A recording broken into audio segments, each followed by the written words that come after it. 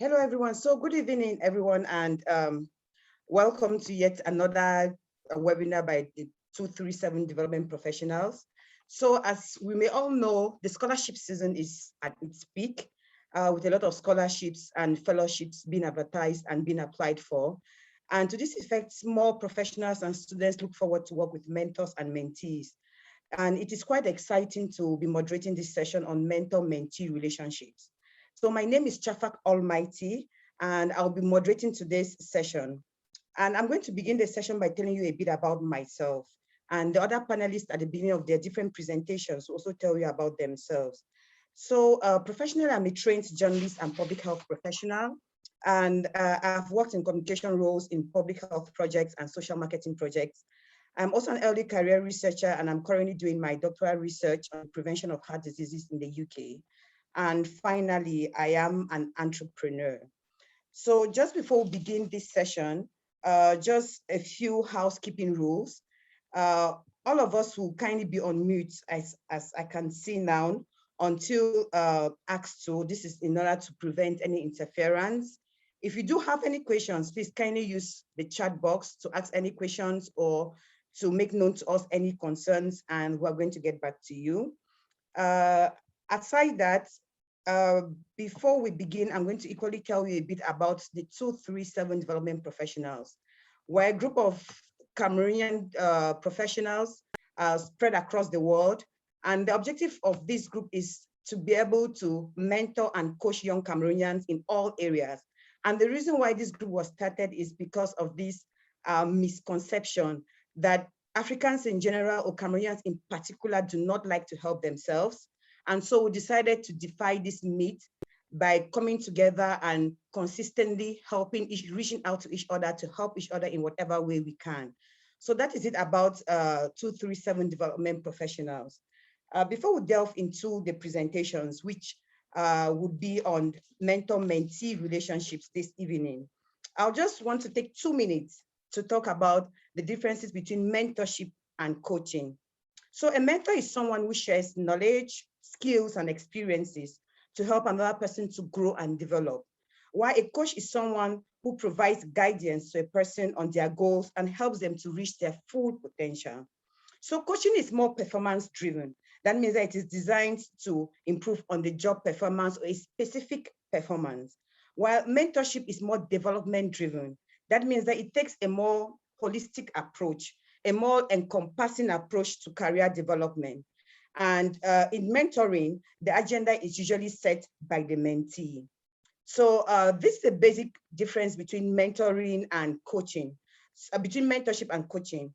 And this session today is going to dwell on mentee-mentor relationships and how to be able to maintain, to create, sustain, and get results from those relationships. We're going to go on to the presentations proper. And we're going to begin with the first presentation, which is going to be given by Nkasa Wise. Wise, over to you.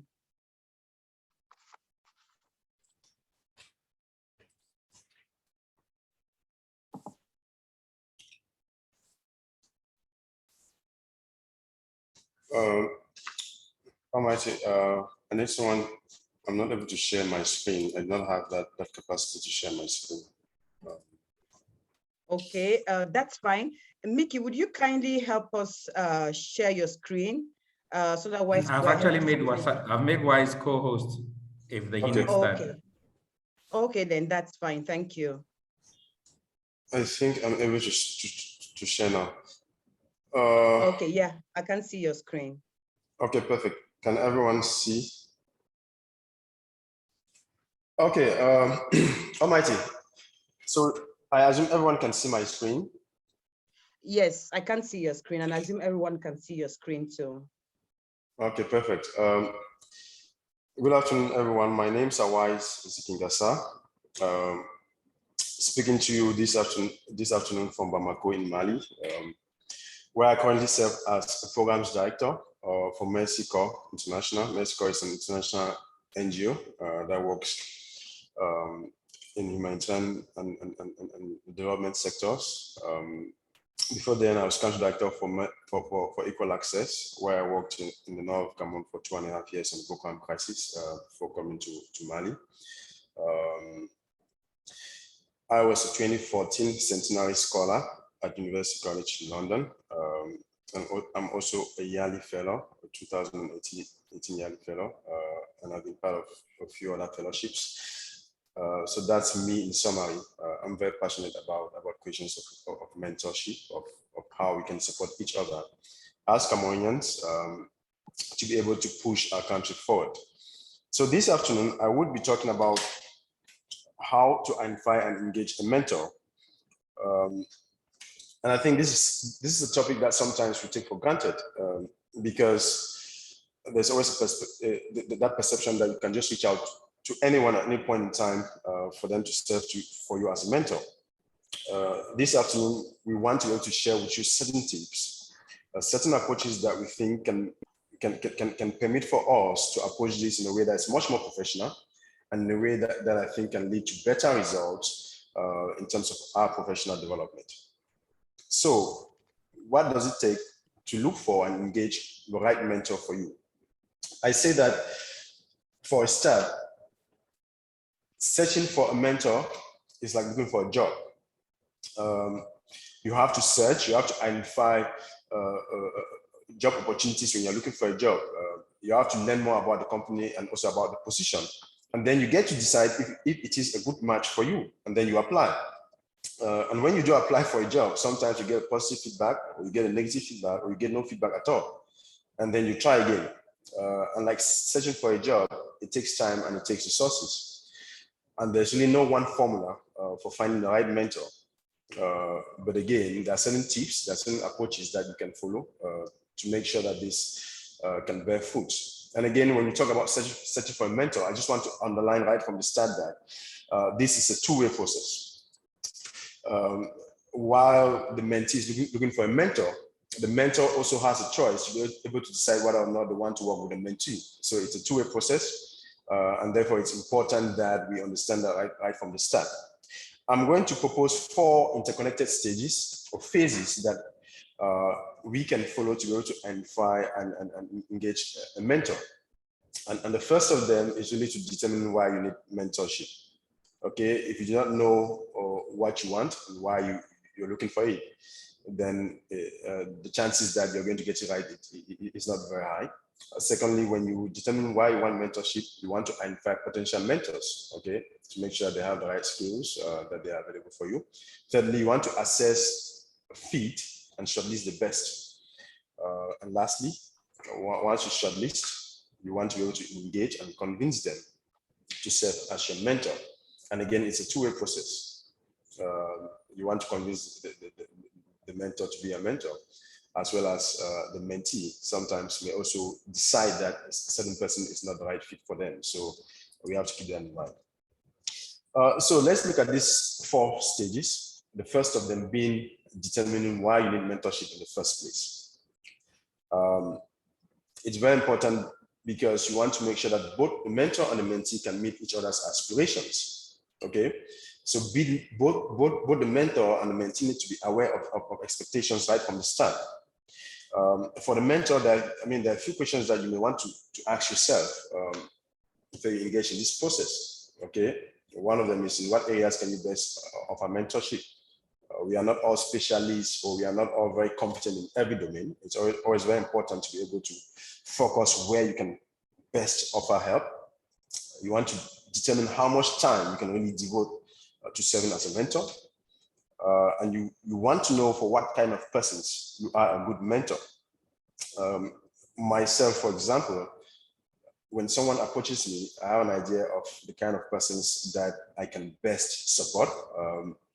Persons that show a certain level of engagement, a certain level of seriousness, persons that are serious about their goals and have a certain vision about where they want to be, the kinds of persons that I like to work with. And so if you approach me and you have no idea about why you want to be mentored, sometimes I would be put off. I've had these kinds of examples where persons have approached me. They want to get a scholarship, they want to get a job. And then when you start engaging with them, you find that they have no idea about where where they want to go. And sometimes that can be part of the process for the mentor to also support the mentee to identify some of those goals. But when at the start, someone approaches you and they want to put all the work on your plate, that can be discouraging. The mentee, from my perspective, at the very basis, has to be able to show some very basic skills of engagement and seriousness. For me personally, in my approach, to be very interested. From the mentee's perspective, the questions you want to ask yourself is, what do you want out of this engagement? Okay, you want to be mentored to perform very well at a scholarship interview, for example. Do you want someone to support you to better improve on your scholarship essays? You want to be very, very specific about what you want to get out of this engagement so that the mentor can know that and that they can be sure that they are able to respond to those very specific needs. What are your goals that you've set for yourself in both the long term and the short term? Okay, because again, as you're going to see, and Almighty had mentioned that from the start, mentorship is broader. It's broader than just coaching. You want to have a very clear vision, both in the long term and the short term, that you want to share with your mentor. You want to know about how you learn best. Okay, if you don't know how best you learn, it can be also difficult for the mentor to be able to support you. There are persons that love engaging physically, would love to have physical meetings. There are those that find engaging online. So you need to know how best you learn. Are you ready to be challenged? Because some of the best mentors will challenge you, they'll push you to really go out of your comfort zone to perform better. And so if you're not ready sometimes to be challenged, and again, this can be both ways, because some good mentees will also challenge their mentors and push them. And so you want to be sure that you understand all of this as a very first step in determining what you want out of this engagement. And when you determine what you want out of a mentor-mentee relationship, the next step is to then get out and start doing the groundwork of identifying those that can serve as potential mentors for yourself. And I think it's something that can be done in a very practical way. You really want to think about it broadly, examine your professional and personal network to identify a pool of friends from work, from school, from church, even from your neighborhood, and even sometimes relatives that can serve as a mentor for you. Since we're talking a lot about scholarships, you want to look around to see those that may have obtained the very kind of scholarship that you obtained, that you're looking for, sorry.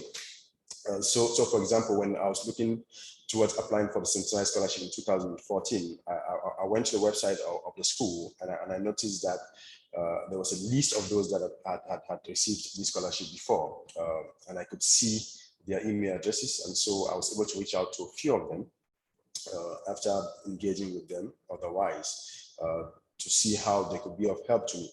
So check websites of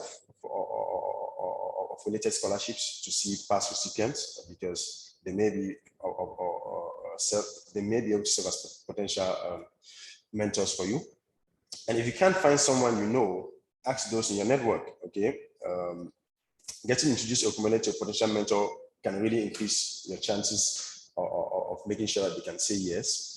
It's been proven that when you reach out randomly on social media, sometimes it doesn't really give you the best results, because a total stranger would often be reluctant to serve as your mentor. So from your search, it's important that you make a list of potential mentors. And the list that you have to do has to take into consideration certain criteria, because what you're looking for is what we call a best fit. Because again, the fact that you've seen someone who's had a scholarship that you want, or someone who is in a job that you want for yourself, doesn't necessarily mean that automatically they are the ones that can best serve as a mentor for you. Do they share your values? Okay, what are their priorities? Sometimes you can see someone who is really very competent, who can really get to advise you and coach you, but for some reason, they may have other priorities at that point in time. Okay, you want to ask yourself why you want to be like them. Okay, and you really want to know what they can help you to achieve. In doing this, it helps you to be able to start narrowing down your list to find those that can really be the best for you. In doing this, you want to prioritize those that seem to share your values and your aspirations. And there are a few ways that you can get to know this. Check if the persons on your shortlist are on social media. Research about their career, about their online presence. See what they post on Facebook and Twitter, and that can give you some clues about their values, about their aspirations, about the work that they do. Consider similarities in character traits and values and goals, okay? Because you don't want to, sometimes it can be difficult to form a very solid relationship with someone who does not share your values and your aspirations, okay? Prioritize someone who has attained specific goals that you are aiming for. So again, someone who has excelled at what you want to do is likely to be in a very good position to be able to share their experiences and that learning with you. Prioritize someone who is able and willing to build new relationships. So again, like I said, sometimes you can find persons that seem like the right persons, but they just do not have the time to be able to devote to building that relationship. Prioritize mentors who may also have differences. They may have the experiences that you want, but be very careful about differences, because while you want people that you share similarities, also pay attention to differences, because sometimes those differences actually can help you grow. If you want to develop a very specific skill and you find that the mentor has that skill, for example, in networking or in terms of interviewing, then that is a plus, because that means that they can add value to your profile. Prioritize someone that you feel comfortable enough to open up to. It goes without saying that it would be very difficult for someone to mentor you if you would not be able to open up to them, to talk about your weaknesses, to talk about your strengths, okay? So when you do a short list and you try to, then you start researching about these persons, try to see if there are persons that you think that you would be comfortable talking to them freely and sharing your strengths, your weaknesses, and your aspirations, because it's going to be on the basis of that that you guys will be able to engage to see how to address the challenges that you would be facing. And the very last step is that once you've been able to shortlist, now you can reach out. And the idea here is to really reach out in order of priority, because you want the best. Reach out first to that one person that you think is the best fit, okay? And it's always very important to find really creative ways to reach out. Sometimes if you find someone and you just reach out just from the very onset and ask them very directly if they can serve as a mentor, it may not go as well as you want. Find creative ways to connect before you make a request. I once had a mentor who based on my research, loved playing football, and I had an idea of where he went to play football every evening. And because I also love playing football, I decided to go out to the same pitch like him. And we started playing together. And because we were playing football, I could learn more about him. He started getting to know about me, even without realizing that I was already looking forward towards asking him to serve as my mentor. And so we were able to connect on the pitch and start learning about each other before I could actually reach out. And when I did reach out, it was relatively easy, because he already knew a little bit about me, and he could see even my engagement on the pitch. And so again, find creative ways to connect with potential mentors before you reach out. If you're in the same town, try to find out social events that he or she attends. Does he go to a church nearby? Okay. Does he belong to a certain jungle group that you know of? Who are his friends? Who are his family members? Okay. If they're on social media, make sure to follow them and engage with their posts. When they post, you want to like, you want to comment. And make sure that you identify areas of common interest that can help you best engage with them. Because again, when you reach out, it's very important that you're able to communicate to them clearly why you think they can best serve as a good mentor for you. Because when you do that, I think they will understand that you've done your homework. They will understand that you are serious. They will understand that you really have an idea of what you are looking for. And in that way, you stand a better chance of convincing them to serve as a mentor. Okay. When you reach out again, it's very important that you are very, very clear about your goals and why you think that this person is the right mentor for you. Okay. Clarity from the start ensures that each person can best adapt to the different needs and aspirations of each other. Clarity permits for each person to be sure that they are even in the best place to be able to help you with these very specific goals that you want to achieve. Okay, mention what you like about the person or their work or about their profile. And again, if you've done your research, right, the things you say about them, the things you learn about them, I think that will make you to stand out.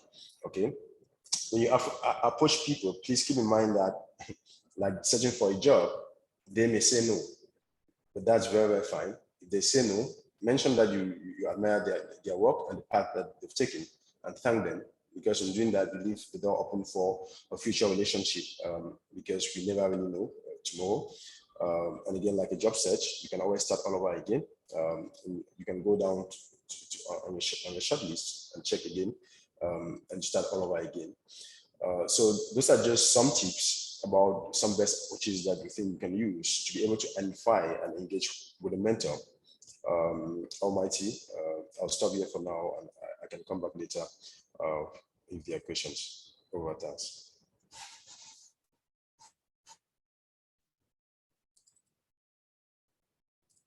Thank you very much, Wise, for that very brilliant presentation on how to identify a mentor and a mentee. So it's important that as we engage in mentor-mentee relationships, we're able to choose a right fit. We are aware of the expectations, both as mentees and mentors. And it is equally important to ask ourselves, why do we need a mentor? Or why do I need a mentee? It's important to be specific, and in being specific, it's equally very important to be able to write this down, how far you're willing to stretch yourself, where you're willing to find the mentors, professional networks or personal networks. And I think it's important to emphasize on creative ways of connecting with people before you actually make a request for mentorship. Sometimes you receive messages from random people and they just drop inbox and they want you to mentor them. Nothing wrong with that, but again, not to increase your chances of people accepting to build that new relationship with you. It's important to find ways of engaging both online and offline. I'll give you a very small example of myself. As an entrepreneur, a food entrepreneur, I came across someone whom I wanted to mentor me. And what I did was, as a communication professional, I'll look at their posters online. I'll like their page. I'll like their posts, and I'll go inbox and I'll make comments, make small, give constructive feedback about things they might want to think about on their posters as they design these posters. And it was a great way to begin engaging with that person, to open a discussion with that person. And at the end of the day, I actually didn't even have to make an official request for mentorship. It just moved from one stage of the relationship to the other. So these are some of the creative ways in which you can actually make a request, or you can actually get a person interested in you and interested in building a mentor-mentee relationship with you. So thank you very much, Wise, for your presentation. We're going to move on to Judwin, Dr. Nzo. She's going to give us a presentation on how to manage the relationship, how to manage a mentor-mentee relationship. Judwin, the floor is yours.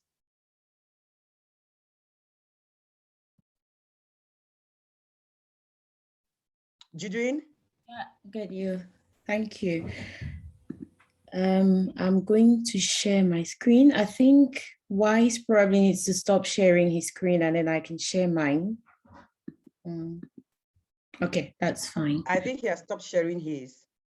Okay.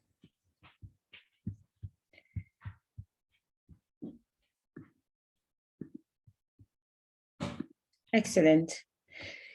I suppose everyone can see my screen. So my name is Judwin Zo. I'm a doctor. I'm a pediatrician. I'm originally from Cameroon. Studied in the University of Boya, and I'm a 2015 Chevening scholar. For those of you who have not heard about Chevening, Chevening is a UK government scholarship that's offered to every citizen of a Commonwealth country. So I'm also at the moment, like I said, a pediatrician based in the United Kingdom. And I'm not someone who's had any like specific training or some formal training in being a mentor. And I can't claim to know everything about mentorship, but I've done quite a lot of mentoring. I've mentored quite a few people looking to obtain scholarships, looking to get jobs in the United Kingdom, or even just trying to get some guidance about life. So whatever I'm going to say, I'm going to try and talk about my experience. So I like to think that I like this quote by Norris that says, if you're unable to see where you're going, ask someone who has been there before, because the whole concept of mentoring is that we want to go to places together. If you can't give what you don't have, and you can't, the most successful people never reach their goals alone. They carry people along. So why do we need a mentor? So mentoring, I always say, it's like a kind of guru discipleship kind of relationship, which is motivated primarily by the desire of the guru to impart knowledge to that disciple kind of.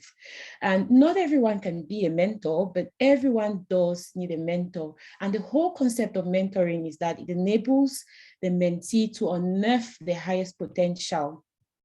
It's also important to know that the mentoring-mentee relationship is beneficial to both people. Both the mentor and the mentee learn from this process, and they both grow and improve.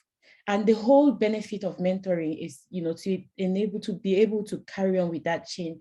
When I mentor people and they're always, I'm very grateful, thank me. I'm like, no, don't thank me. The whole point of it is carry on the chain. So if I give you one, give two people, and carry on the chain and keep it going, because that's how we grow.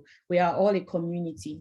So the whole concept of being a mentor is, being able to motivate, being, someone who inspires people, because the best way to help people is to inspire them. So people look at you and want to be like you or look up to you. And that's really important to bear that in mind if you want to be a good mentor. And that guiding and coaching people, helping. So there's an aspect of coaching as well in the whole mentorship thing, which I know Almighty tried to differentiate in it at the onset of this presentation of this seminar. So, and I also like to think of it as a mentor or a mentorship kind of relationship is picking on someone's brain, having an ear to listen, and a gentle slight nudge push in the right direction. And the greatest attitude of a mentor is the ability to see ahead and to help navigate the mentee towards their destination. The main characteristic of a mentor as well is that usually it's someone who's got a bit more experience in a particular field, maybe the skill, the talent, the knowledge. I, as a mentor, I don't always mentor people who are doctors only or people getting into trying to do public health, because that's what I've got my master's in. But I also mentor people who are looking to get into IT or just giving guidance generally. It could be anything. I know the main focus of this seminar is towards scholarships and stuff, but mentorship is something that encompasses everything. And I remember I said at the beginning that everybody needs a mentor. I've got mentors at work. My bosses have got their own mentors. And if you want to grow, if you think that if you want to grow, you cannot grow alone. You have to carry people along. You also need a mentor, and you have to pull people along as well. So even though the mentor usually has more experience in a particular field, and that's the primary reason why people come to you, approach you, but it's important to have a global look, and I'll talk about this a bit later. But it's also important that a mentor must have that generosity, that empathy, the patience, and the enthusiasm.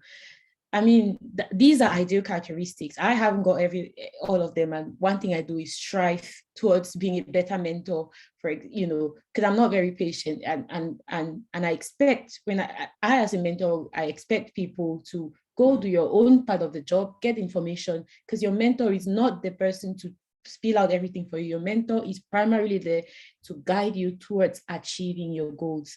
And it's also important that a mentor should be someone of high integrity, high morale, and social standards. And very, very important, to be able to mentor people, you need to have and make out that time, because it takes time and it takes patience. Sometimes people come to me and said, oh, I've had this person help me write essays to, essays for my scholarships. But, and I've had people look at my essays for scholarship and I still not been able to make it. And when they come to me, I give it my time. If I'm unable to, I'm just like, I'm really sorry. You've come a bit late. I would not be able to commit myself fully at this time. So it's really important to know that as a mentor, you need to be able to make out that time, because there's no point telling somebody that I'm helping you and I'm not giving you the best of my ability. If I can't give you the best of my ability, I'll say, look, I'm here to help you, but I don't have this much time. Find somebody else to supplement or, stuff like that. I'll just make that person aware. So that's really important as well. I'm trying to. Okay, so, but there are some do's and don'ts for mentors. So for starters, it's really important to be a good listener, a good observer, help guide your mentee towards nurturing that self-sufficiency. And it's really, really important to be respectful of your mentee, their time, their ideas, their privacy. So like I said, you who's being a mentor, you can also be a mentee. So it's important to treat people how you'd like to be treated. Obviously, we hear of stories of people who, get their mentee to go to their house and do their shopping or break firewood in their house in order to, because I'm supervising your dissertation, for example. It's so wrong. You need to be able to respect your mentee as well. And you're not imposing your ideas on the mentee, you're helping them build their own ideas, motivating and stimulating them to think about things and issues. And it's important to be honest about your own experiences. And it's something that people accuse me of. I mean, I'm honest about my experiences, don't get me wrong, but I'm probably a very optimistic person. All I tell people is, you can make it. If you want to, you can make it. Just push yourself harder, you can make it. Or no. And some people are like, oh yeah, because you did it this way doesn't mean everyone can do it this way, and it makes you as a mentor stop and think sometimes. So actually, you need to be mindful of other people's experiences, but it's important to be honest about your experiences, about the pathway that's ahead of them, and be able to help provide them with support, be able to signpost, I can help you with this, but I know someone who can, so I'm going to ring them and refer you to them, for example. And encourage that exchange of ideas. And if you set out to mentor somebody, it's important to encourage to follow it through to the end. It doesn't mean that the whole responsibility lies on you. I'm going to get to the responsibilities of the mentee in a bit. For some reason, it doesn't let me, but let's do this. There's always a way out. So it's really important to not lose critical oversight in your mentee-mentor relationship. What I mean, for example, say you have someone in class who walked up to you, say you're a teacher, and one of the students walked up to you and you picked up that interest in the person and decided that, and you start doing things together aside from your classroom. But when you go to class, treat that person the same. Don't give them extra favors because they are your mentees. So it's really important to not lose critical oversight when you have your mentees. And it's also, like I said, important not to exploit or extort your mentees in any way. If you remember, I said one of the main characteristics of a good mentor is to have that moral integrity, that social standard, that high standing, so the social standards. And the reason for this is because you're going to be someone that people look up to, giving you that power over people. And you don't want to be having sexual relations with people. It's degrading, it's damaging to your own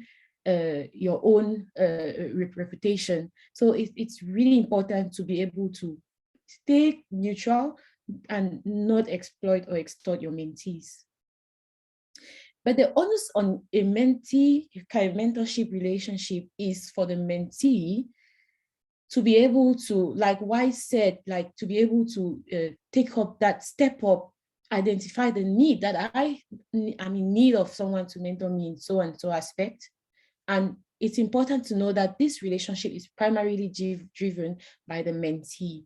And to me, my favorite mentee is someone who's proactive, highly driven, who takes responsibilities for their own development. We're going to talk about a few examples of cases that sort of went wrong, or some kind of examples or things, that practical things that I've experienced, that I'll be like, these are things that you should do, or these are things you should avoid doing. But like I said, a good mentee sets their own objectives and their own goals, and the mentor is just there to guide. So don't go to a mentor thinking, oh, they're going to write my essays for me. No. Or I don't know what I want. You tell me. No, that's like a nursery school child who does that. I say, if you want to be a mentee and have a mentor, you should be ready to take responsibility for your own development. Oh dear, it keeps freezing. There you go. So approaching a mentor, a mentee should ideally have their SMART kind of goals in their mind. So SMART, so just know what you want, be specific, be measurable, set attainable goals, and keeping them relevant and time-based. Don't say, oh, don't be that person who goes to your mentor and then you set goals and very ambitious goals, and then at the end of it, you never achieve them, and then you keep coming back. No one's going to take you serious. So it's really important, be able to tell them, I'm really sorry, looking at the timeline I have, I will not be able to make it, but rather than take on responsibilities or say things and you're unable to keep your word. So really, really important. Sorry.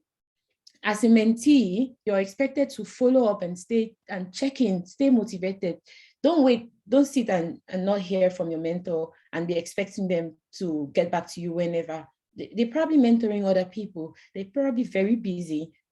So it doesn't, you carry on asking them very politely, asking them, oh, I did send you my stuff. Just wondering if you've looked at it yet, if you have any comments yet, that gentle probing, because no one's there sat doing your stuff only. So it's your responsibility to chase it up and follow through. If your mentor refers you somewhere, follow through the referrals, show appreciation, listen, and understand your expectations, and keep yourself informed. So don't go to your mentor having never looked up things, never Googled things, never done a bit of research. Everything's on the internet nowadays, and sometimes you just need a bit of guidance going through all of that.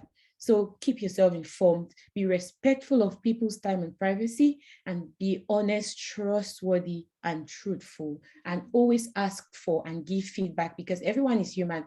The same feedback you want, which would help you improve, is the same feedback that the mentor as well would want to be able to improve. And keep it professional, keep in touch. So keep your relationship professional, no sexual favors and stuff like that. So bad. Really sorry, the thing keeps sort of acting up. And a few don'ts. So what I say, like I've said already, I've mentioned some of these already. So never approach a mentor if you haven't done your own basic research. Personally, I'll just know you're not a very serious person. While it's important to get advice, but not asking for everything. The way you approach your mentor, oh, I found out so and so, but I'm not sure about this. It shows that you know what you're looking for. And you're doing your own research, and you value your mentor's time. You're not like, just taking advantage of it and just being lazy. And it shows that you're proactive and hardworking. Always important, as much as you can, do not cancel meetings at the last minute. Avoid getting defensive. Take feedback as it comes. Obviously, sharing your own ideas, but being able to be open and take feedback, and avoiding being intrusive into people's time and private life. And the importance of mentorship relationships is having that ability to expand your network, finding abilities, establishing allies, because we cannot, like I said, you need people to go together. You cannot go by yourself. You can't grow by yourself when you only grow at such a slow pace. And being able to give that valuable advice on how to achieve your professional goals. So thank you so much. Like I said, the way I'll summarize mentorship relationships is building futures, learning together, and getting better. Thank you so much, and over to you, Almighty. Thank you very much, Judwin, for pointing us the right direction on how to build our futures, on how to grow our networks, on how to improve on ourselves, all-around holistic improvement. Thank you very much for that. So it's important to note that to get anywhere and to get there on time and to get there well, it is important to follow those who have been there before us. And who else will be able to show us the way? if not our mentors. It is equally important that we're able to maintain integrity, we're able to be empathetic, and we're able to respect our privacies, both as mentors and as mentees. It is important for us as mentors to equally be very honest about our experiences. And this is worthy of note because in the era of social media, there are a lot of misconceptions about what success is or what success looks like, or the paths or the things you need to sacrifice in order to be able to succeed on a particular path. So if a mentor decides to be very real about their experiences, it is important that as mentees, we do accept and tap from the examples they give us and from those experiences that they do give us. And as mentors, it's important to be real about the struggles we had to go through, and equally recognize that some of our strengths may not be exactly the same strengths we have in our mentees. So, and as a good mentee, it's important to be able to set our own goals and objectives.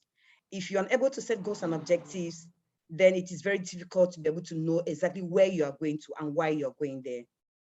So our next presenter is going to be Mickey Gilbert. He's going to talk to us about the mentor-mentee relationship circle. Mickey, you're very welcome. Thank you, Almighty, and thanks my co-panelists. It's sometimes very difficult to speak last because you might not know if you're going to be measuring up to the standards that are already set. I'm Mickey Gilbert, 2012 Chevening Scholar and the 2019 Commonwealth PhD Scholar. Professionally, I've lived and worked mainly in Cameroon, particularly with international NGOs, including Plan International, GIZ, Pan-African Institute, where I lectured for some time, and then Nescent Solutions, a US-based organization. Currently, my research is focused on smallholder agricultural farming, which I just conducted data collection at the level of Malawi, working with World Food Program and a cross-section of international NGOs working to provide daily lunches to children at the level of primary schools. That is a bit about me, and I'm here to share with you just to continue to build on what my colleagues have been able to say. Mentorship is very important, and being a mentee is also very important if you want to consider growth. Before I get into the cycle, it's just as important for me to re-echo some of the key aspects that mentorship is not something that is very new. For those who are Christian, you understand that even Jesus Christ, he had disciples. Elisha and Elijah, one person was a mentor and another person was a mentee, and you could see how it was playing out. Now, when we talk about mentorship and mentee relationship, it has to begin somewhere and it has to end somewhere. Sometimes it's very important for you as a mentor and you as a mentee. Before you get into it, you need to be able to establish from the very beginning, where are we beginning? Where is the starting point and where is the end point? Personally, as a mentor, I do not engage mentees until I am able to establish, to know exactly where that person is going to. And speaking also, I also serve as a mentee to other people. I also look up to other people as a mentee. And before I approach that person, I approach the person with a roadmap. This is where I intend to go to. With this framework, it guides the whole relationship throughout the cycle. So I'm going to be sharing with you 5 critical stages that are involved in the mentorship process. The first one is the introductory stage. My colleague, the first speaker, the first presenter, did so well to tell you exactly what you're supposed to be doing when you are looking out for a mentor. How do you introduce yourself? So the very first stage, which is as important that I mentioned, I share with you, you need to set an objective for every stage of the mentorship cycle. At the introductory stage, you as mentor, you need to seek to know your mentee, know each other, and begin to establish a sense of trust. People work very well when they trust each other. When there is some degree of confidence, you can believe in somebody. So the introductory stage is very important to the product that you're going to have out of it. You as a mentee, before you approach that person, what kind of research have you done about the person? What do you know about the person? And you who is absorbing the mentee as a mentor, what have you already about the mentee? If you miss these critical points, it might be very difficult to have an effective and efficient mentorship relationship along the way. So exactly what mentees are supposed to look at for you ought to be reliable. Show up to programs that you and your mentor from the very beginning has put in place. You need to be involved in the entire process. Remember, your mentor is not going to replace the position of a coach. Coaches will usually stand outside and tell players exactly what to do, but a mentor will go along with you. And so it becomes very important for you to be involved in. You need to understand that as a mentee, your leadership role is very important. No mentor, no effective mentor will be able to impose that this is what you are supposed to do. If we move on, for the purposes of scholarship application, the approach is very simple. Personally, if you approach me for mentorship, be it for Commonwealth Scholarship or for Achieving Scholarship, which that is the area where I'm quite familiar and comfortable, the first thing I will ask you is, can you share with me a personal statement? Can you tell me a tentative roadmap of the application process? Are you aware of when the application window opens? Are you aware of when the application deadline is actually programmed? So all of this brief information is very important, but most importantly, the personal statement that gives out the drive, the motivation, the burden in you. If a mentor is not able to establish that from the very beginning, it might be very difficult to write home with something substantial in the life of the mentee.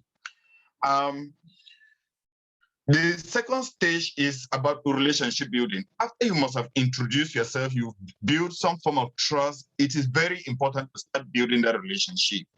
At this stage, you are trying to solidify that sense of trust and move closer to one another. What I mean here by moving closer to one another, I mean the communication needs to be as constant, consistent, frequent, as much as possible. I've lived and seen some people who approach me. Yes, you find somebody who just comes into your inbox. Can you mentor me? And you want to track whether you have been having some form of communication with that person, maybe for the past 2 months, for the past 3 months, you cannot find anything. But that person just pops up and says, can you be my mentor? Can you review my essays? And sometimes I find it very, very difficult, but as frank as I am, I may just come to say, sorry, I have to start building some form of relationship with you before I can understand how I can critique your work. So at this level, you need to also, as a mentor, to establish some boundaries. Being closer to your mentee is not losing sight of some psychological, emotional, and physical boundaries that you need to put in place, especially when it comes to maybe mentoring, being a mentee to an opposite sex, or be a mentor to an opposite sex. So those psychological, emotional, and physical boundaries are very important. At this stage, I'm very critical of the fact that the mentee should seek to connect with the mentor's career path at this level. Is very important, because somebody who is in the field of engineering might find it very difficult to effectively lead somebody who is in the field of maybe you're doing history. It's like a blind man trying to lead another person. Why not because you are blind in reality, but because you have little or nothing to know about, to write about, to lead somebody in that particular domain. So mentees should connect. They should fit in. They should link up. They should flow with the career path of the potential mentor. And here it is very important to align your professional goals. Maybe if you're talking about a scholarship, let's know What are your goals? How is this scholarship going to contribute to the realization of your goals?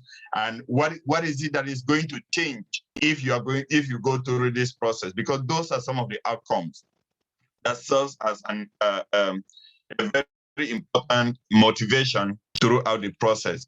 Now, here it simply tells that you need to communicate your development impact statement. What is your short term, what is your medium term, and your long term plan? What do you have in store? This is very important at the relationship building stage. Here, the mentor will seek to validate the aspiration of the mentee. Either voluntarily, the mentor is going to say, yes, I will continue the mentorship, or he will politely say, no, sorry, I cannot continue. I don't think I'm fit enough to mentor you. Stage 3 is the growth stage. After you've established the introductory basics, you'll be able to build the relationship. You are now at the critical stage where you need to start experiencing the growth pattern. Before any mentor, effective mentor engages a mentee, at this stage, they must establish what we call key performance indicators. It is very important to know in the process what is changing. What is it that is improving in the life of this person? It becomes very important. For us here, the objective here is to encourage and to support mentees' social and emotional growth. Some of them they are emotionally so much emotionally down. You need to raise up their confidence level, build their trust. They should be able to stand and speak about themselves and what they want to do so confidently. So at this stage, it's very important. Mentees, you need to open up at this stage about your struggles, maybe about the application process, accessing a particular job, or getting to a particular level in your desired career. This is the stage where if you want to grow, you need to be as open as possible. You need to be transparent and you need to be accountable to your mentor. And mentors on their own part, they should develop mentees' problem-solving techniques. Don't seek to do everything. You are a mentor and you're not supposed to do everything for the mentee. Just guide the mentee through the roadmap. Tell them what to do, direct them, guide them. And at this point, it is worthy to note that mentees should not seek mentors who just desire to do everything for them. In that case, you don't grow because you'll always be looking up to somebody. Stage 4 is the maturation stage. Sometimes, let me take the case of Chevening Scholarship or the Commonwealth. When I mentor people into these different scholarships, until when I hear the bells ringing, I've been shortlisted for Chevening interview. I've gone through the nomination stage for the Commonwealth. That is the maturation. I think something is coming out of the mentorship process. Allow your mentee to take the leadership on what's being talked about throughout the process or what people are doing.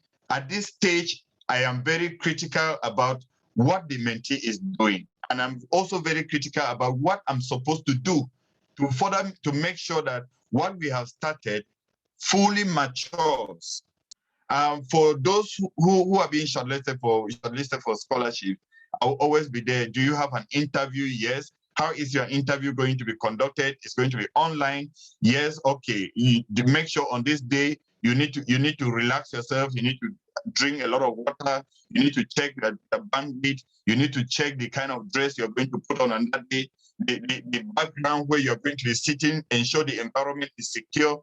All of those tips are to ensure that as a mentor, I'm making sure that what I've started in the life of that mentee goes to the end successfully. Stage 5 is the transitioning stage. You will not mentor somebody forever, and don't be a mentee forever under somebody. I'm not saying that there is any point in time that you're going to cease to become a mentee or you're going to cease to become a mentor. But depending on what you're getting into, there should be an end and there should be a transition.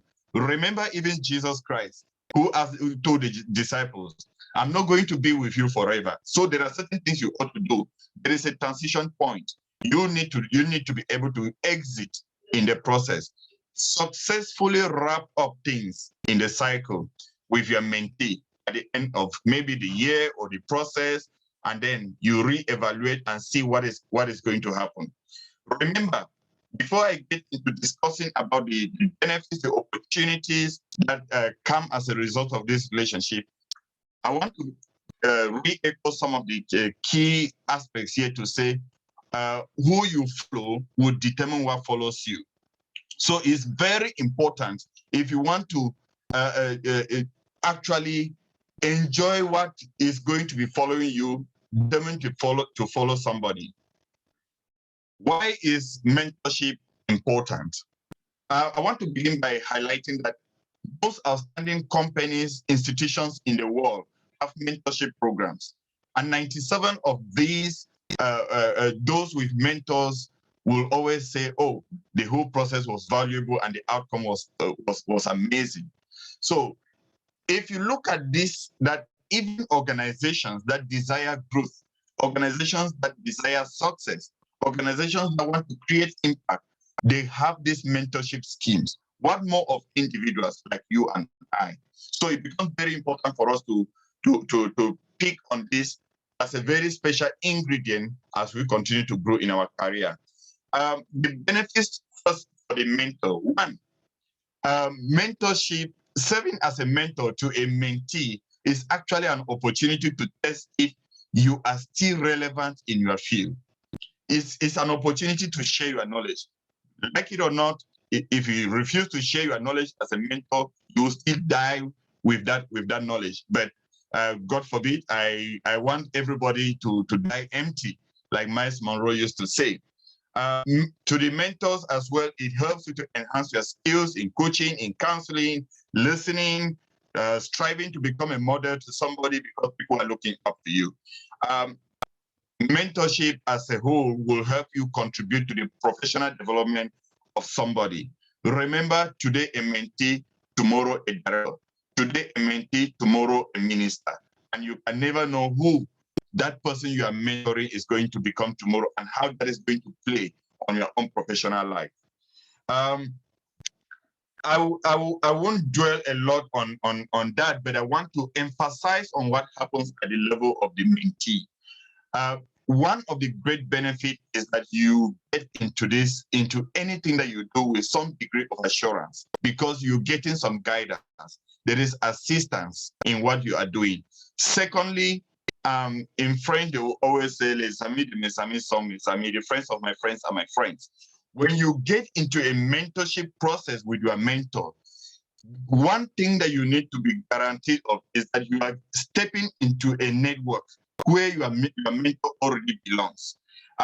In 2014, practically in 2014, one of my mentors was working with the UN Habitat, and there was this opportunity to recruit expert group members, and that is when I joined the UN Habitat and the World Bank, served with them from 2014 to 2018 as an expert group member. Why? Because I tapped into that opportunity because of the presence of my mentor.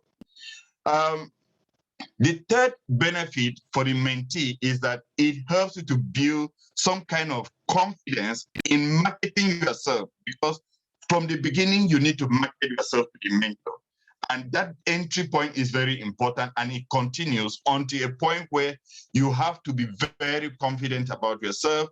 You can self-advocate about what you are able to do and so on. The fourth thing is, one is you have the opportunity to learn how to solve your own problems, to how to keep your motivation alive. And finally, those who serve under me as mentees, I do not allow them to just say, oh, you've had the Chevening Scholarship or the Commonwealth Scholarship, that's the end of it. Or no. Have you identified an intention opportunity? Is there a job opportunity? How does Mickey step in? How can I help you? So you find that the mentorship comes in stages, but there should be an outcome at every level. To conclude, I will say mentorship is a relay. It's an opportunity to transfer what you have been equipped with. Don't die with what's in the inside of you.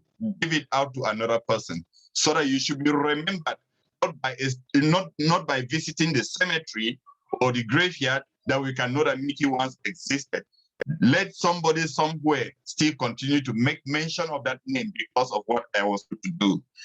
The next thing is that mentorship is an effective mentorship makes everyone to emerge as a winner.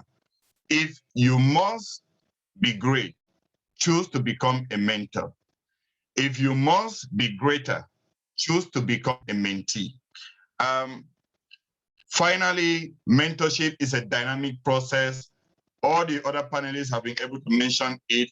Please, you can be a mentor today. Also, you are also looking up to somebody as a mentee. So it's a two-way. You can pose at some point as a mentor and at some point as a mentee. And I will be wrapping up to say, as a mentee, please seek to build your skills and position yourself in the future also as a relevant stakeholder or actor to mentor other people to follow suit. I will beg to end here and to open up for questions. As Almighty, I hand it over to you. Thank you very much, Mickey. I quite enjoyed that insightful presentation. So who you follow determines what follows you. Hopefully, each and every one of us is able to follow the right people who are the right fit in order to have the right things follow us in turn. So for Mickey's presentation, it's important to note that we need to know what we want. And this seems to be recurrent across all the presentations. That should tell us the importance of knowing what we want. It's important to establish a sense of trust between the mentor and the mentee. It's important to encourage mentees' social and emotional growth and integration. And at the end of the mentee-mentor relationship, there should be some transition and some closure. In the experience of having to work with people across different aspects of mentorship, sometimes you have mentors who just decide to go mute as the relationship progresses. Sometimes, like Mickey says, you work on a scholarship application together. At the point of interview, or even after interview when they're finally successful, the relationship just ends abruptly with no communication and nothing. And there's always a temptation for that to happen. But if we're intentional about our relationships with our mentors, that shouldn't be the case. So thank you very much, Mickey, for that presentation. Thank you very much, Dr. Nzo and Wise, for your presentation. We're going to move on with the other aspects of this webinar. So we're going to move on to the Q&A. At the beginning of this session, we did indicate that for all those who have questions, they should put those questions in the chat box. We're going to take the first round of questions, and I've seen just one question so far. In case you have any other questions, do put them up. And after we answer that one question, we're going to move on to a very exciting aspect of this webinar.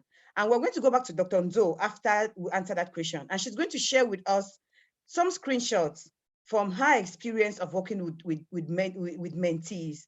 And those screenshots are representative of the experience of many mentors across the board. She's going to do this very practical exercise. We urge each and every one of you to be very engaged in order to learn. Some of these mistakes are being made unconsciously, but it is important that from her practical session, we're able to learn and correct our mistakes and engage better with those people whom we want to follow in order for us to have the things we really want for our lives to follow us. So we have one question. I've noted one question in the chat, and the person wants to know the difference between a mentor and a supervisor. And I'm going to answer that question. And after my answer, I'll invite any other panelists who has anything to add to go ahead and add it. So what's the difference between a mentor and a supervisor? Usually, a supervisor, you have a supervisor within an educational or a professional role. And that supervisor has official task, is officially assigned to be able to follow you through on your educational planning or goal setting, which is required against a particular set training or against a particular set of professional goals. That is where your supervisor comes in. Okay, whereas a mentor encourages personal development and offers psychological support in an ongoing relationship. So in the case of a mentor, there is no official task assigned. Your mentor isn't obliged, but because of a mutual agreement between a mentor and a mentee, there is that established relationship. While in the case of a supervisor, be it in a professional setting or in an educational setting, a supervisor actually grooms you against a set of training objectives, because usually in those contexts, this supervisor has an evaluation against your own training. That means that at the end of the day, your supervisor will be evaluated, will be asked about how far they've been able to go with respect to your training, be it in school or be it within a professional role. So that is the difference between a supervisor and a mentor.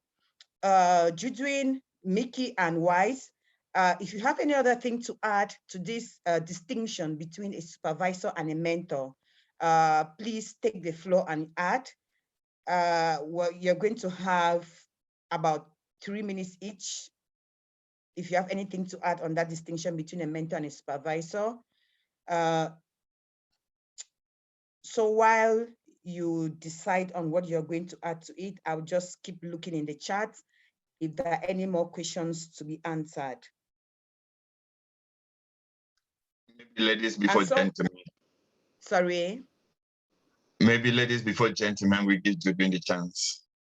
Okay, Judwin, do you have anything to add to that? No, I think you've covered the salient points. Okay, thank you very much. Mickey? Yeah, like you did mention, supervision is more constrained and is more like a terminology that is confined very much to the work environment and the academic environment. But mentorship is very holistic. Mentorship goes beyond just what is concerned about your career, because a mentor will be concerned about your psychological well-being, your emotional well-being, your academic well-being. So that is not what a supervisor will be getting into. And so we can sharply say and confidently say supervision is limiting, while mentorship is more open. It's an open-ended engagement. Thank you. Okay, Mickey, thank you very much for that emphasis. I see in the chat we have Teddy who wants to know. He says, please, I wish to find out if you can have more than one mentor. If yes, how do I approach a new mentor? I think how you approach a new mentor has been covered in the presentations.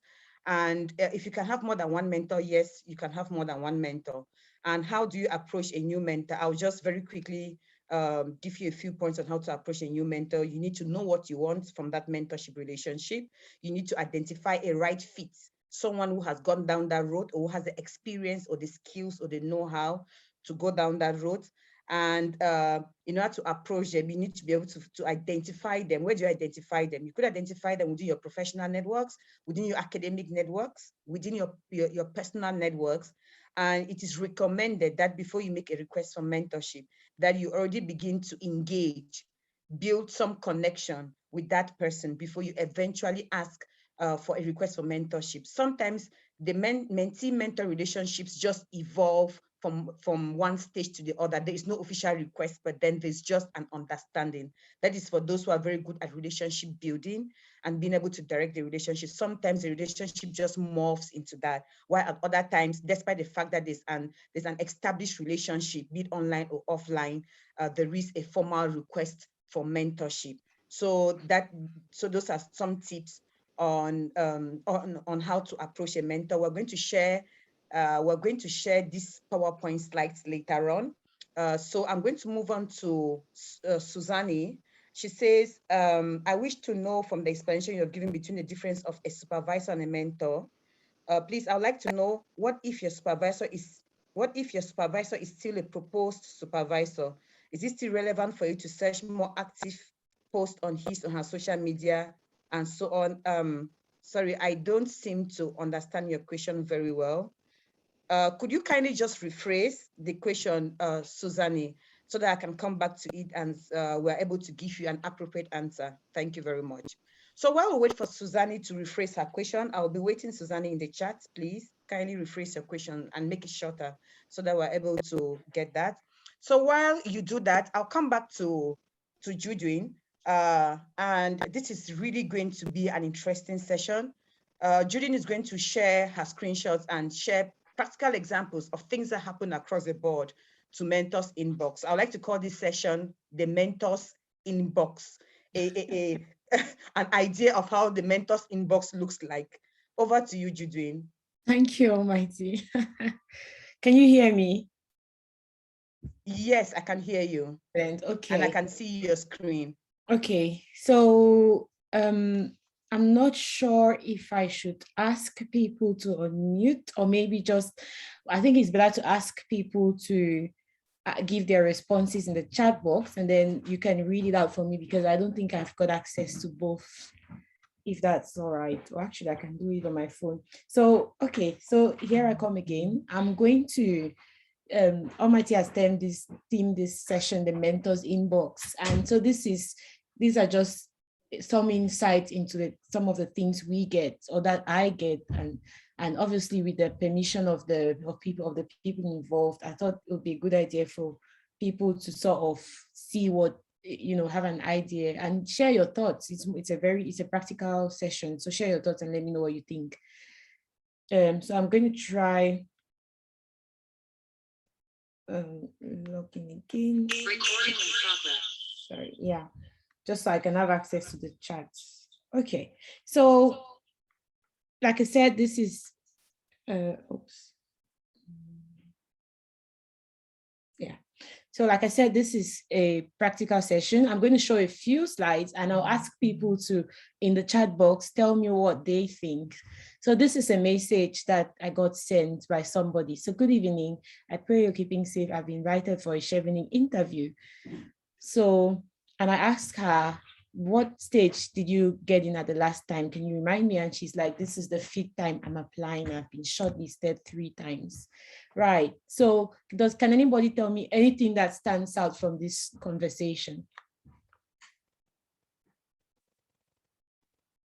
I'm going to call people.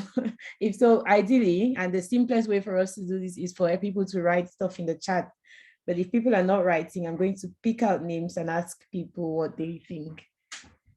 Anybody?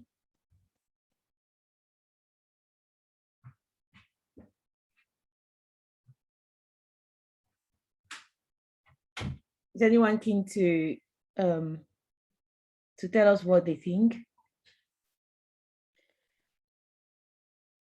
Judith, maybe if they're not being responsive to text in the chat, maybe they could unmute themselves and speak. That may be easier. Yeah, okay, that's still all right. So yeah, so anybody? Is Abanda Stephanie around?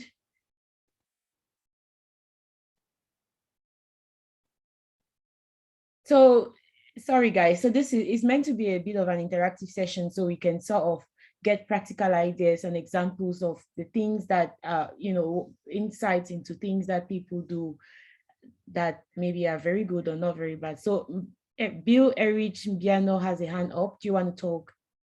Can you unmute yourself and then? Oh yeah, right. Though, thank you very much for sharing, Dr. Judwin.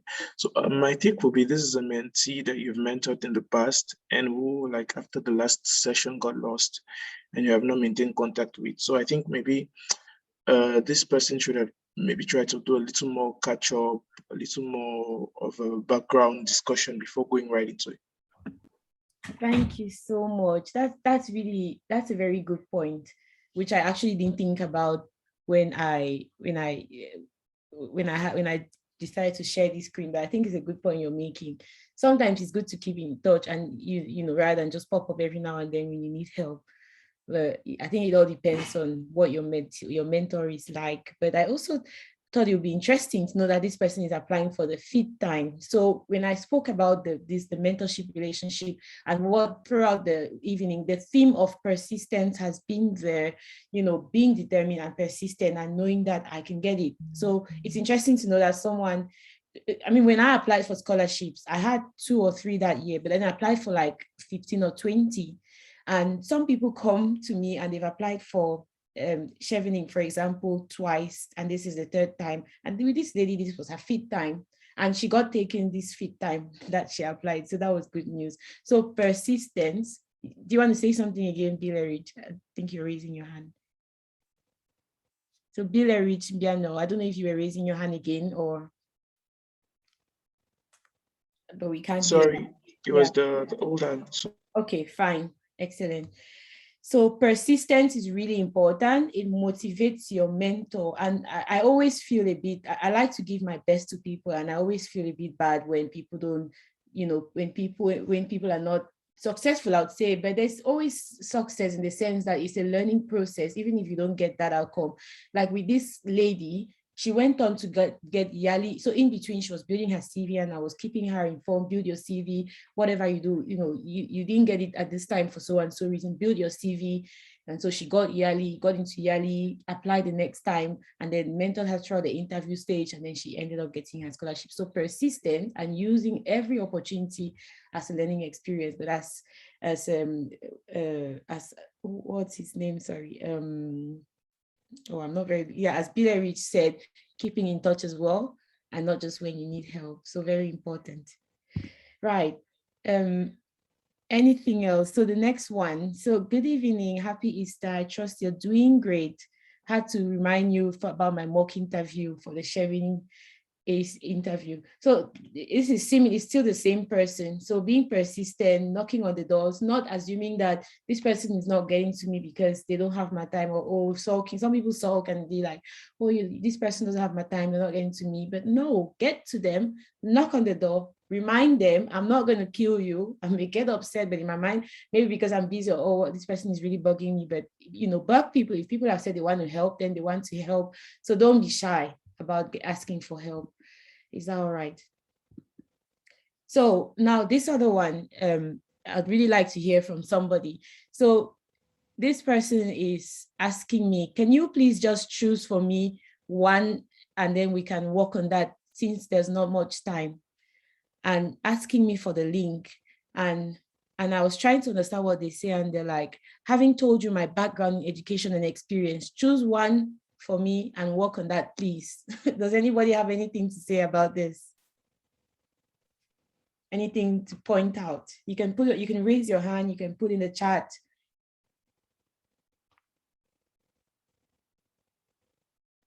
Anyone? Should I choose someone? Yeah, Andrew, I've got three people raising their hands, getting more interesting. Someone else who's not Andrew. Let me see how. Vanessa's hand is up.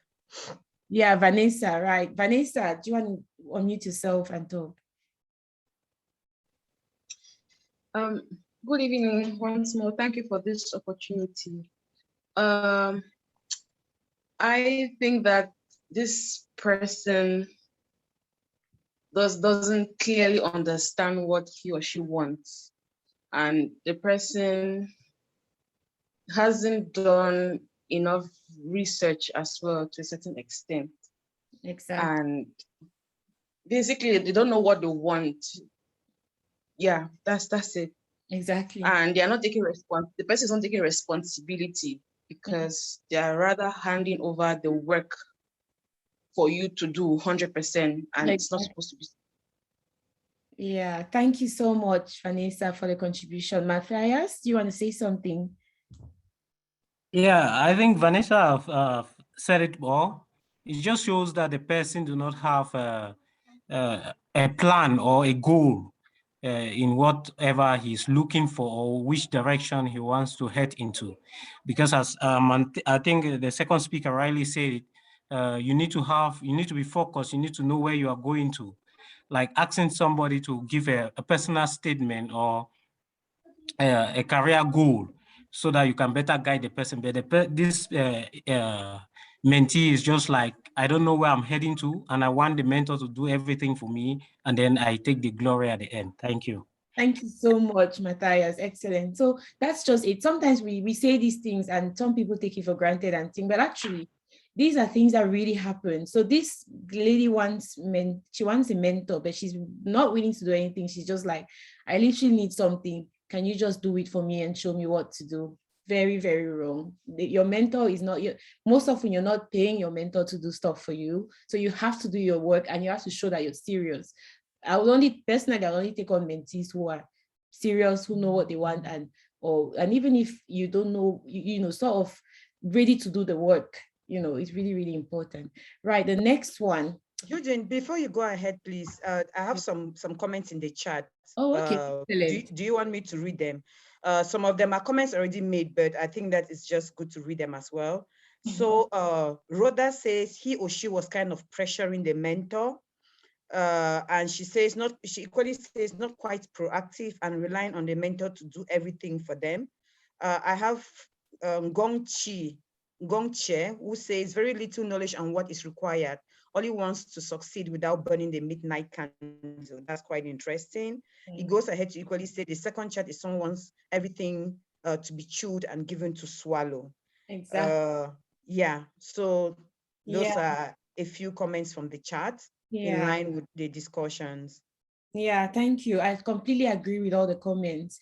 And these are really examples of things not to do. So you have to know what you want. So second one, so this one is a French speaker who's looking to move to the UK.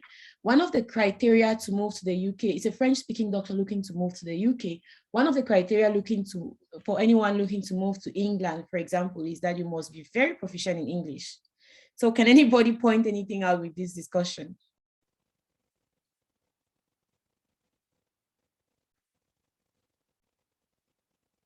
Anyone? I'm looking at the chats, or you can raise your hand if you want to talk. Talk. Raise up your hand and talk. Don't be shy, guys.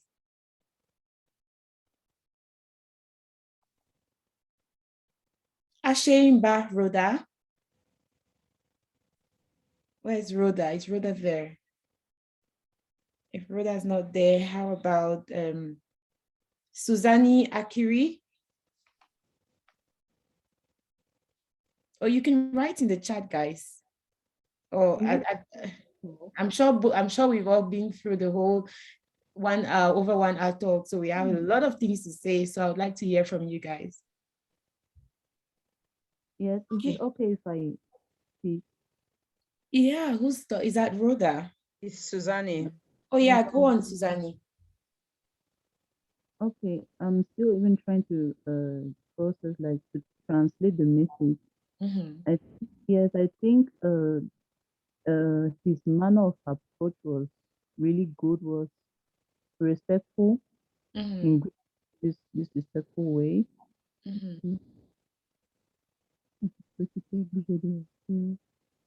don't understand the meaning of that PLAB. What does that mean?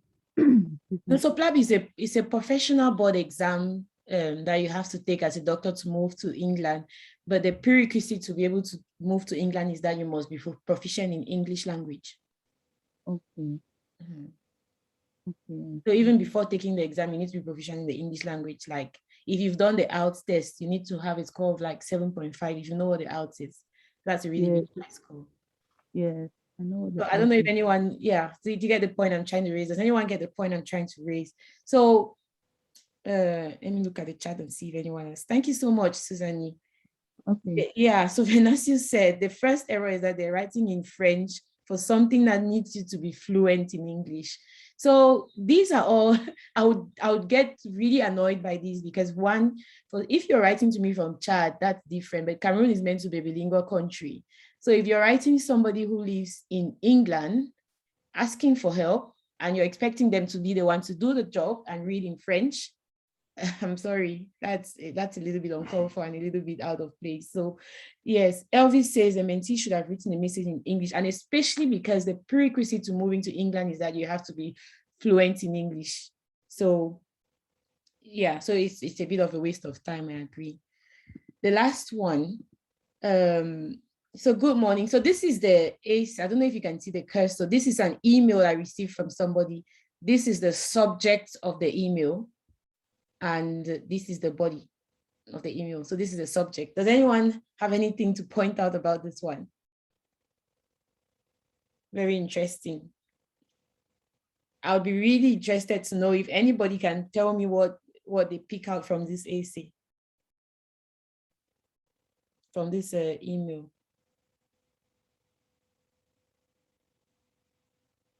So has anybody noticed that the email is, or the subject is all written in the email is all written in the subject, and there's nothing in the body of the email. So I think one of the things that people tend to talk about is people not being able to write, do basic things as emails. If you're wanting to move outside Cameroon, you have to familiarize yourself with this basic technology, how to use Google search, how to use emails, if you're, because those are things, that's how we work outside. So outside Cameroon, most things in the professional world, most things are done electronically by email and things like that. So familiar, we all are very handy with WhatsApp, with Facebook, and all whatnot, but basic tools, PowerPoint, Microsoft Teams, learning how to use emails, those are things that people here use in primary school. So the onus is on us, unfortunately, to learn how to do these things. So we have to know how to do them. It's a bit annoying to be able to be talking with someone who's educated to degree level or master's level in Cameroon and is unable to send an email. So these are not mistakes that we should avoid making and learn how to do them properly. So thank you so much. I hope that was a little bit enriching and people did learn. Hi, Judging, please, just before you go, I think this email aspect is something we need to really emphasize at this point. I've been able to turn down mentorship for some scholarship for some particular candidates just because they send emails to me without a subject line. Or maybe you ask somebody to write an email to introduce his or herself. You just find an email without a subject, without anybody. So nothing is inside. So we want to encourage people to certain basic things very serious. You cannot succeed as somebody in the scholarship domain or to grow in your career when you don't have the basic requirements, talking about how to approach, talking about how to send emails, how you write an introductory email, how you continue growing the relationship via email, how to stay in touch via email. All of those things is very important. I think there are books. If you are not being taught at the level of the schools, I understand that our educational system, permit me put it this way, our educational system doesn't give us this basic foundation on how to go on with these processes. But at the level of the UK and many other European countries, the US and so on, these are things you cannot do without. You cannot do without it, and you must do them correctly. Do yourself the favor, get maybe some books, some YouTubes and so on, watch them on how to do these things and get them right from the beginning. The first impression is very important. Thank you. Yeah, and sorry, in addition to what Wise has said, I think we're more familiar, many of us Cameroonians were more familiar with sending WhatsApp messages or text messages than actually writing an email. And we tend to write an email as though you're writing a message to your friend. No, an email is a letter. Go back to your O-level English language. That is how you write an email to somebody. You write it, you introduce yourself, and you sign it. And no typos. It's just your O-level language, English language that we did. Always remember that.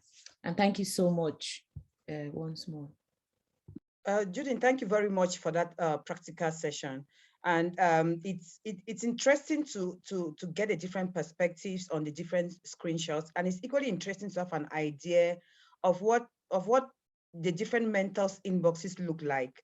I think, like I said at the beginning, Judith's inbox is a reflection of what happens across the board many times. And there's some amazing mentees who come in and they're really professional, but there are others, it turns off. I will say it's a turn off for mentors. Everybody already has a very busy life. But if you want to begin to have that relationship with a mentor, and you're unable to take the time to give a first good impression, then it becomes very difficult to be able to pursue that relationship, just like Mickey said. Get to the basics and understand how the basics are done. And I see in the chat, Rhoda says using of shorthand. And that's one thing that happens quite a lot. Just this afternoon, I was talking to a mentee, and she happens to be my cousin. And I was very bitter with her about her use of punctuation. And she was like, she was dictating the message she sent to me to Siri, and it was typing. I'm like, no, Even if you do a dictation, you're supposed to go through that message and you're supposed to edit it, you're supposed to punctuate it properly, because it starts with the text messages. You send text messages every other day. So if you're unable to correctly punctuate when you send text messages, do not think that you're going to be able to correctly punctuate when you send emails. Remember that as you continue to do things frequently, it's very easy to learn transferable skills or to lose transferable skills. So the use of shorthand, the absence of punctuations when you send your WhatsApp messages are things that will replicate themselves when you come to write your dissertation when you're sending emails. And I want to reiterate the importance of Googling. Please, it's always very important. We cannot overemphasize the importance of Googling. Google every single thing. If you are not sure of it, Google, enhance your capacities, be sure of what you're writing, be sure of what you're saying. It always goes a long way. So in order to round up this webinar, we're going to go back to all the panelists for a last word. And I'm going to begin with Ngasa Wise, who was the first panelist, for a last word, and then we'll have Mickey, we'll have Judwin, and then we'll have Mickey. Ngasa Wise, the floor is yours, please. Any last word? Yes, while sorry, Wise, I'm sorry about that. While the panelists do give their last word, please kindly check the chat. We have Venetians who has put up some interesting information in the chat. So I implore you to, while listening to the last word, to equally have a look at the chat. Thank you very much. So Wise, the floor is yours. Yeah, just one or two very quick points from my side to conclude. I think from the time that I started working and getting the opportunity to mentor others, I think for me it's become a very enriching experience. I would say I've had the good fortune to have mentored some really very professional young Cameroonians like myself. And the process, I got to learn a lot. So I just wanted to mention that while we're talking a lot about mentors giving back, it's really sometimes a very enriching perspective for also the mentor, especially if we are open enough to be able to also listen to the mentees, because sometimes mentees come with some very interesting perspectives. I encourage those who want to get scholarships, those who want to move a step further in their career, to take this very seriously. Some of the statistics that Mickey did mention demonstrates that although there's a good understanding of the importance of mentorship, but for some reason, a very small percentage of persons are making use of this tool. Now, for those that have had the chance to listen to this, you know about 237. You've seen quite a few persons talk, and there are many others that you can reach out to. It's now up to us to go to make use of this tool. It may just be the difference between you getting a scholarship next year or not, because some of the advice that mentors give, especially those that have had the chance to be where you want to be, can be very, very specific and very, very important in getting you get your scholarship interview right, getting you write your essays properly, and getting you stand out when you apply for the scholarships. So good luck to those who want to try. Thanks so much. Thank you, Wise. Judy, over to you. I just want to say thank you for the opportunity to be able to talk to people. I'm so pleased to see so many enthusiastic people looking forward to, to learn more about mentorship. And mentoring, like I said, is something that we all need. And the one thing I said, which I'm just going to say again, and it's just push yourself harder. Don't be afraid to go out there. No one is going to eat you. No one is going to kill you. Someone may scold you. Scolding is not going to kill you. Be courageous. Go out there. Get what you want. Maybe you can contact your mentor on a day that they didn't have a good day and they snap at you. But I always say, just carry on. Persistence is key, and push yourself. If you want to have it, just keep being persistent, keep going, and you eventually get there. And once more, thank you to all the panelists and to 237 professionals. Have a good day, everybody. Thank you very much, Judwin. And finally, we have Mickey. Thank you, Almighty. And I will still go back to say, mentorship is an opportunity to look for a successor and put to follow on where you actually into, because success without a successor is failure. I really want to emphasize that sometimes it's very important that mentorship comes with discipline. And sometimes the discipline may not be too healthy for the mentee. Maybe the decisions taken by the mentor may not be too healthy, but there is no gain without pain. You need to go through some of those things. Finally, I want to say that life is too short, and mentorship is an opportunity for you to be remembered. Like I said in my presentation, don't wait for people to pay a trip to the cemetery to know if you once existed. Exist in people, and you can only do so through mentorship. Thank you very much. Thank you very much, Mickey.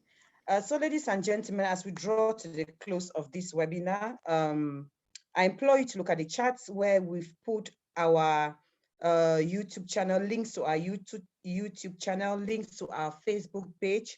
And I'll kindly recommend that you look at these links, you like these links in order to be able to be updated whenever we have webinars like this. We always have all the information on our YouTube. We'll have a replay of this, which is going to upload it to our YouTube channel. We'll have it on our Facebook pages. And unfortunately, the WhatsApp group is full, and therefore we're unable to admit people into the WhatsApp group. So if you like these pages here, you'll be able to know everything that is happening. Apart from scholarships and fellowships, we equally talk about current trends, happenings. We have critical discussions. So please feel free to follow us on these networks. And on this note, I'm going to end with a quote. It says, "A mentor is not someone who walks ahead of you to show you how they did it. A mentor walks alongside you to show you what you can do." A mentor is not someone who walks ahead of you to show you how they did it. A mentor walks alongside you to show you what you can do. Ladies and gentlemen, it's been a pleasure and an honor moderating this session. Thank you so much for giving us your time. Thank you to all the panelists. I know you're very busy people. Thank you so much for taking the time to prepare these points, to reflect on your own experiences, and for accepting to enrich all of us on this webinar with your experiences. Thank you, Mickey Gilbert. Thank you, Nzo Judwin. Thank you, Gasa Wise. Thank you, Venatios. Thank you very much for all the support, for putting the information in the chat. Thank you to Andy. Thank you to all the others who've worked in the background to make this work. Thank you very much. We really appreciate all of you. And thank you to all our participants for all the time. Have an excellent evening and have a productive week. Thank you very much and bye. Bye, everyone. Thank you. Beautiful show. Thank you. Bye. Bye. Thank you and bye-bye to everyone. Yeah. Thank you. Bye. Do we need to debrief? Thank you, everyone. Bye-bye.